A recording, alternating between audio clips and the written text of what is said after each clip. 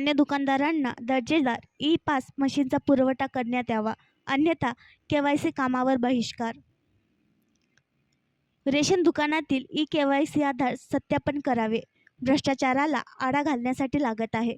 धान्य वितरणासाठी रास्त धान्य दुकानदारांनी ई-पास मशीन बायोमेट्रिक पद्धत अवलंबली आहे. या मशीनचा सर्व्हर सातत्याने बंद राहत असल्याने लाभधारक ग्राहकांना मनस्ताप सहन करावा लागतो.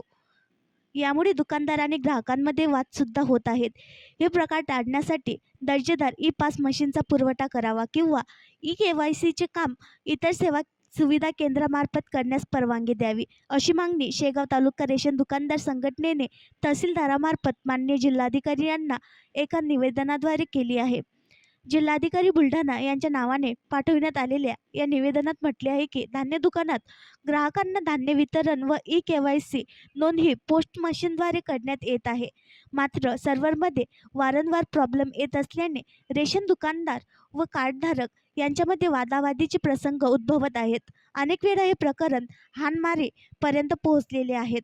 त्या कारणाने रेशन धान्य दुकानदाराविरोधात असंतोष निर्माण होताना दिसत आहे.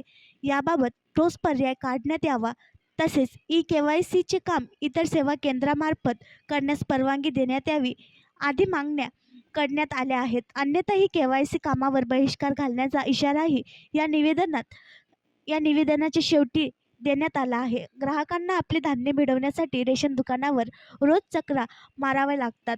आता कुटुंबातील प्रत्येक व्यक्तीचे सध्या आधार सत्यापन करण्याचे काम मोठ्या प्रमाणात सुरू आहे. मात्र सर्व्हर डाऊन राहत असल्याने दुकानदार व ग्राहकात सातत्याने वाद होतात.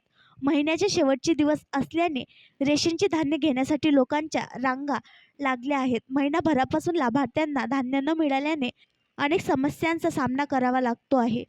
ग्राहक दिवसभर दुकानासमोर उभे राहून मशीन चालू होण्याची वाट पाहत असतात आणि सायंकाळी दुकान बंद झाले की रिकाम्या हाताने घरी परततात. यामुळे ग्राहकांचा वेळ आणि पैसा वाया जात आहे. तरी दर्जेदार ई-पास मशीनचा पुरवठा करण्यात यावा, अशी मागणीसुद्धा निवेदनात करण्यात आली आहे. निवेदन देताना स्वस्त धान्य संघटनेचे शेगाव शहराध्यक्ष मंगेश देशमुख, जिल्हा उपाध्यक्ष विजय भालटिळक, दीपक धमाल, विनोद लाजोळकर, सोनू मोहोड, जिओ काळे, मोहन धानोकर, मंगेश ढोले, अक्षय देशमुख, गोपाल पल्हाडे व इतर उपस्थित होते. आणखी नवीन व्हिडिओ पाहण्यासाठी आमच्या देशमुख एक्सप्रेस न्यूज चॅनलला सबस्क्राईब करा, लाईक करा आणि शेअर करा.